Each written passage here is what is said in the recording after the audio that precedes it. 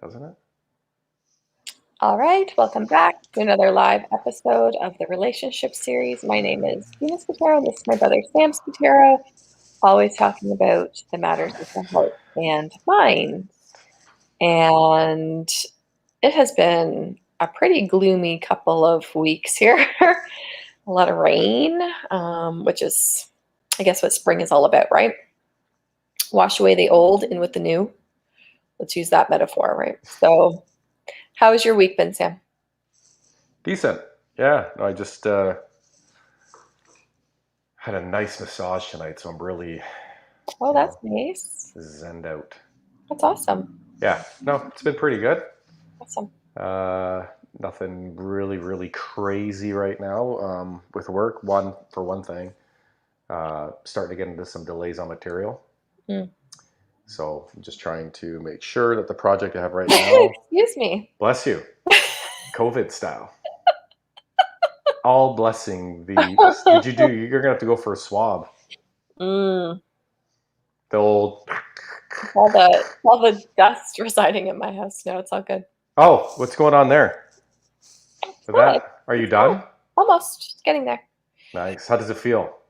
Um, it feels good. It feels good. It I just mean, I know you're the next thing to like Mr. Clean as Mrs. Clean.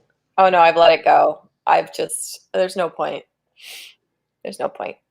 So it's all good. Once I get it, my hands on the house and I'll clean it for sure, but it's all good. I'm not like crazy clean. I'm just clean.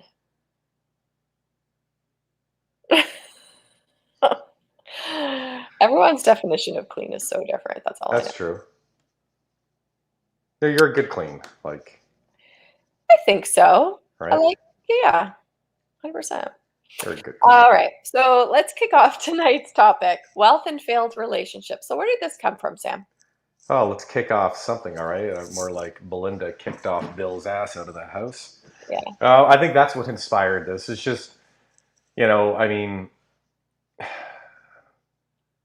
most guys think that, if you got money and wealth, then it's the cure to, it's the end all and be all to, like, being the ultimate, woman's guide to the ultimate relationship. But clearly, a few years ago, Jeff Bezos and his wife split up. Now Bill Gates and his wife is split up. And they're in. I mean, I think they're in their late 60s, if I'm not mistaken, or he is anyway. He's pretty old, and it's like, you know, you're pretty much, I don't want to say near the end of your journey, but you're close. And then, to just go ahead and end it, it's, to me, it's kind of amazes me because, I mean, one of their analogies was that, they felt like they're, going on separate directions, in their lives at this point, right? And they felt it was best just to kind of move on. So, it to me, it's just a better understanding of, it's not necessarily, a money issue or whatever it might be. I think it's more or less, it's it's the needs change. Mm-hmm. You know what I mean? And so it just became very clear to me because it's like, everyone always thinks, like most guys, if I have the hot car, I got the money, I'm gonna get the babe, every girl's gonna want me. And clearly it's proven, yeah, it does work, but it also has been proven, I mean, through countless things in the tabloids, and maybe some people, and I know some people that have wealth and they end up in divorce after time, is that it's obviously not the end all and be all. There's a lot more to it than meets the eye, obviously, right? 100%. And I think to be quite honest, people need to get around the notion that there is no concept of forever, right? It's short term or long term. Okay. So, I mean, at any time, people can pull the plug because they have that, I guess, right. They have that opportunity. They have a lot of things. So, do we know exactly what was happening in their relationship? No, there could have been a whole slew of things, right? We don't know. But yeah, like So with the multimillionaires, with the billionaires, and they're getting these women and vice versa, regardless, there's a lot that plays into it. Was there a disengagement within the relationship? Was there, infidelity? Was there, an agenda all along? You don't know. But what you do know is that people are unpredictable regardless. Put them in a different scenario, put them in a different situation, and you don't know how they'll act, right? So something could have gone wrong in this relationship. Maybe she wasn't attracted to him anymore. Maybe he didn't turn her on. Maybe, something along those lines. You don't know. But there could have been a, a magnitude of reasons why. So we have someone here in our chat. Do you know who this is? I can't see anything. Anyway, so they're Oh, saying here we go. 84% of divorces are initiated by women. And I agree with that.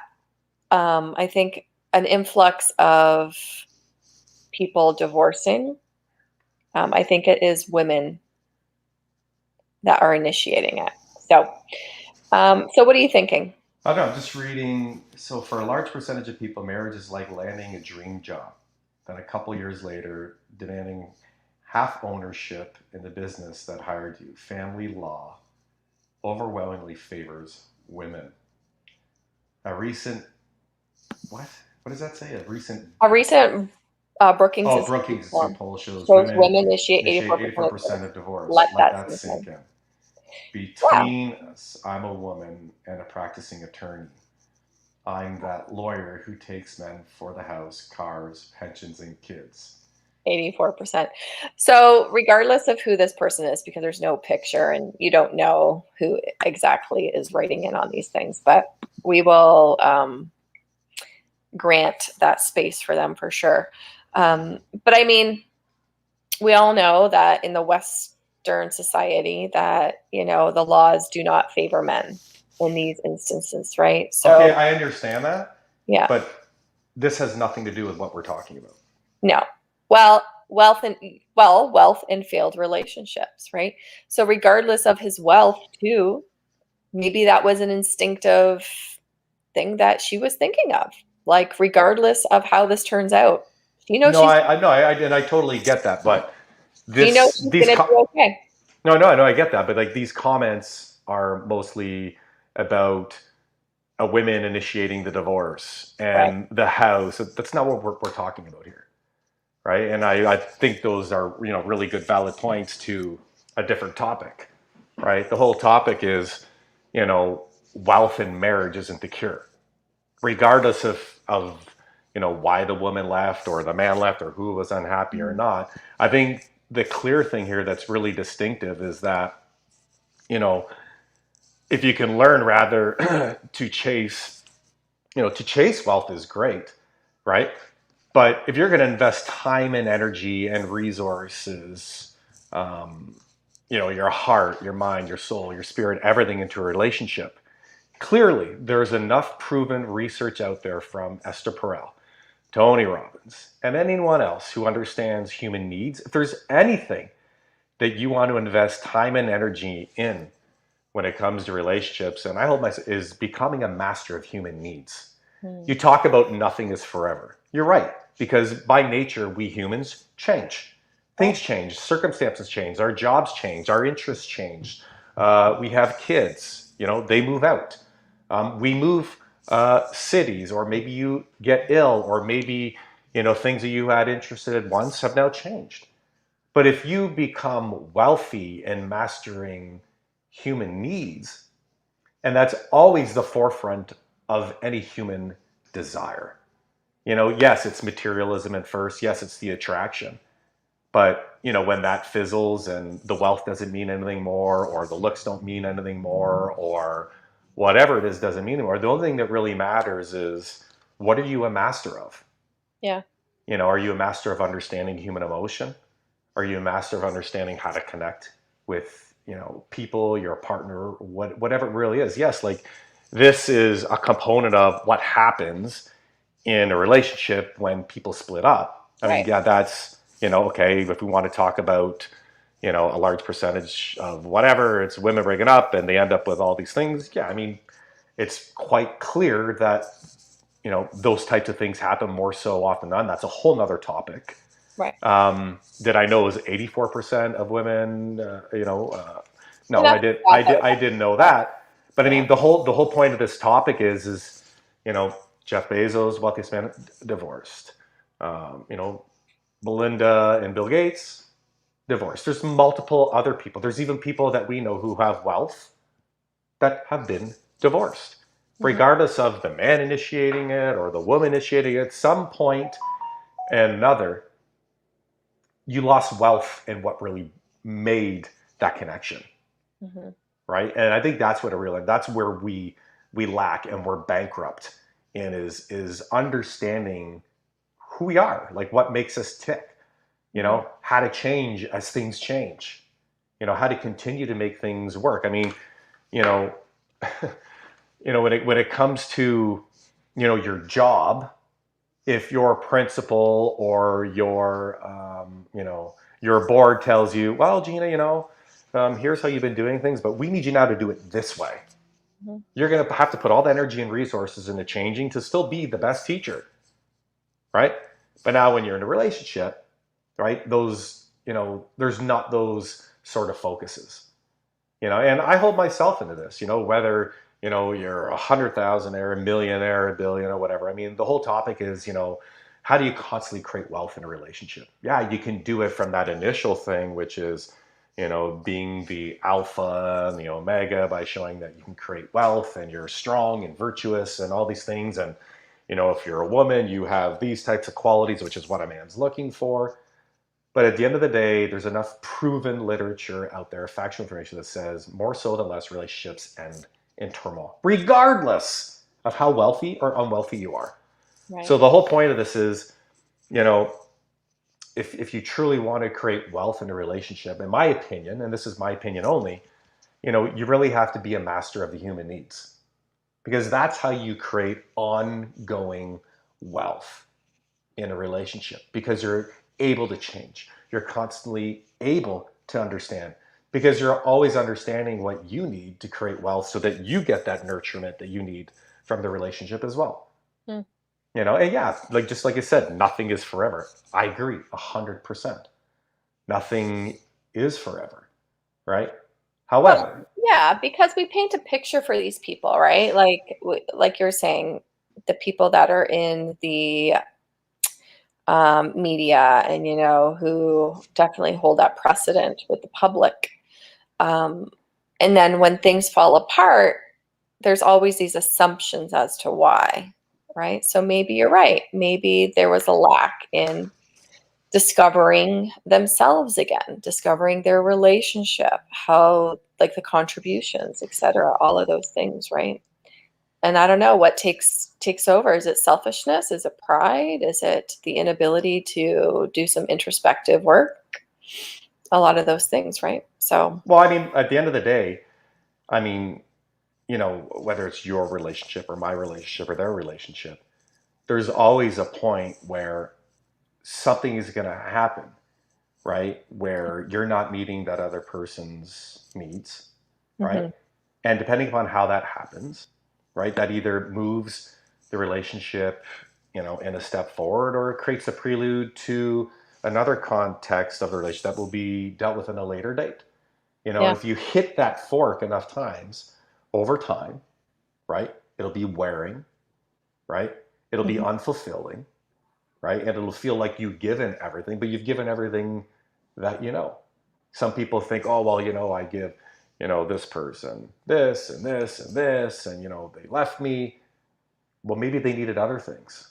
yeah, Maybe initially they needed that and they went for it, but you just said nothing is forever. And that's right. And the thing is, neither are who we are. yeah. A We change always is change, constant. right? We're Mhm. always constantly changing. So I think, yeah, like those are really good, valid points. When it comes to maybe, a different video topic, we want to point out, you know, what percentages of, people ending up in marriage are men or women, and how it ends up in the divorce courts, that's, one side of the spectrum. But the whole question is, how do you not end up there? Yeah. Is there a way to get, first time divorces from 50% down to 10? Yeah. The second one's from 70 down to 20, or the third one's from 80 down to 30. And, I'm sure you can contest to this, and I can contest to this, and you could probably contest this for your partner or my partner or whoever, is that anytime you feel like you're at a loss in relationships because your needs are not met Right.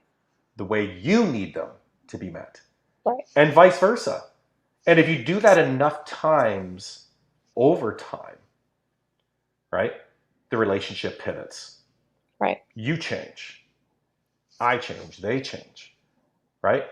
And what was once a rich and healthy and wealthy relationship has now become a place where it's unfulfilling. You feel like you're going at polar, opposites. You're going in different directions, right? Mm-hmm. So, there's enough information, based around, and you just said, that you're true. Nothing is forever. There are some circumstances where maybe you are doing everything and they're doing everything, but it's just the end, Mm-hmm. right? And that's cool, right? But I think for the most part, um, you know, none of us are masters of our emotions. Okay. Or number one, meeting our own and knowing how, let alone meeting somebody else's. Mm. Because let's face it, the majority of us at 30, 40, 50 are still trying to figure it out. Of course. But the question is, what are we trying to figure out? If we knew what we were trying to figure it out, we would already be rich and wealthy, Mm-hmm. right? And that means, here's what I know makes me work when things are good and when things need to change. And I also understand who I need to be when things change for the other person. And when you do that enough times where that's not happening, it's like anything in life, it fizzles out and fades away, Mm-hmm. right? And some people don't divorce.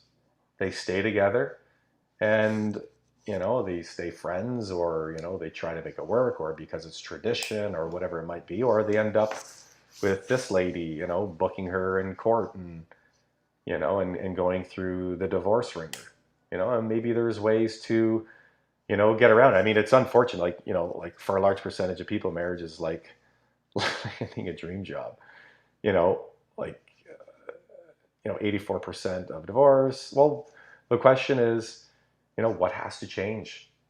Maybe the constitution of marriage needs to change, Yeah. right? Maybe there doesn't need to be any today. Maybe that's, what, if what they're saying is true, then maybe we need to abolish marriage altogether and Yeah. change the constitution of what a relationship is. You know, like maybe before, maybe the law needs to come up with something that if you are going to get in a relationship, there's going to be no financial gain. It's going to be, equal. You're not going to, feed off. This remind, like, it's kind of, if you look at what this person said, it's almost like where we are today in society. Everybody wants something for free. Nobody Yeah. wants to do anything for nothing. And maybe, the way things are in society today, it's training, based on this only. I'm putting it's maybe making women think that, it's easier just to get out because I'll still be okay. Because Yeah. I can take, whatever it is that, I didn't come in with a relationship, but that I gained through being in it. Maybe some things need to change with that, because then maybe what it is you stay in and focus on what really matters. It's not the financial gain. It's not, I'm good, I'm independent, it's whatever. It's, what, look, like we are by nature need love and companionship. As far as I know, there's not more than 1% of the planet that can survive without human connection. 100%. Right? So essentially we need this, Mm-hmm. right, for our survival. Right? So the question is, what needs to change? I mean, if what this person is saying is true, then maybe there not needs not to be incentive, right, to be there for this. Maybe, there needs to be other incentives in place. Like before divorce is ever, allowed to take place, you have to take human needs courses and you need to pass Mm-hmm. them. You need to do certain things before, like that should be the last thing that's allowed, especially if it's going to have life altering consequences, in this case, on a man's financial status, or on children, or on someone, both people's well-beings, whatever it is that it might be, right? Those are my thoughts on this. I thought it's a very important thing because so many people are talking about how, oh, Bill Gates was, rich, and he should have done this, and he's a simp, and he's not masculine, and he's not. Well, you know what? There's lots of people that are all that, and they still end up in divorce. Yeah, of course. So it's not like it makes you immune if you're not one way or the other, right? I think really what it comes down to is, if you look at enough people's relationships and at your own and mine and the wealthy, if you want to create millionaire status or billionaire status in a relationship, spend time understanding the 6 human needs. One, you're going to know what makes you tick and how to communicate it. And number two, it's like anything in life, when you're the best and you understand how you work, it's easy to understand how someone else's works. So taking that step isn't even on the radar. Right. Because you already know how to meet the problem. Right. Right. And just the majority of us just don't know where to start. Right. Yeah, 100%. So is there anything else you want to add, Sam, before we head off? No, I think that's cool. Awesome. Yeah, I just thought we'd bring that up considering, the big headlines of, the master of the universe, Bill Gates, who's, the big tech / the big pharma god right now. Mm-hmm. And I know a lot of people are probably, talking about that, and it'd just be something interesting to talk about because it's, how many guys, or boys are coming up right now thinking, oh yeah, I want the money, I want the car, I want the fame, I want the hot chicks. That's all great, but like people before them or people today, they still end up in divorce or failed relationships. So clearly, that's not all of it. Right. Right? There's a major component that's missing. If 50% of relationships are failing, then there's 50% of the equation that we're missing. Right. And I think it lies in understanding the human needs. That's my opinion. And I think on a final thought too is just understanding that everyone's human. So regardless of your status, people are going to go through human experiences, right? So on that note, this is the relationship series, always talking about the matters of the heart and mind. Please don't forget to like, subscribe, and hit that notification bell to help support the channel. Ciao for now.